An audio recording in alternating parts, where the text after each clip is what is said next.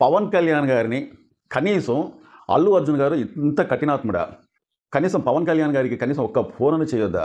మందలియొద్దా? మాట్లాడొద్దా? పరామర్శించొద్దా అని చెప్పి సోషల్ మీడియాలో పాపం అల్లు అర్జున్ గారి గురించి బాగా ట్రోల్స్ చేశారండి. బాగా ట్రోల్స్ చేశారు. ఇంత ప్రమాదం జరిగినా కానీ అంటే పవన్ కళ్యాణ్ గారి అబ్బాయికి ఇలా జరిగిందని ఒక వీడియో అని వచ్చిందంటే దాని కామెంట్లు చూస్తూ ఉంటే దాని లాంగ్కి వెళ్ళి కామెంట్లు చూస్తూ ఉంటే అల్లు అర్జున్ గారి గురించి కూడా చాలా చెడ్డగా చెప్పారు. ఎందుకంటే పవన్ కళ్యాణ్ గారిని కనీసం అతన్ని పలకరించొద్దా? అబ్బాయి ఎట్టుందని చెప్పేసి బాగోగులు కలుపుకోవద్దా? కనీసం ట్విట్టర్లో కూడా ట్వీట్ చేయొద్దా?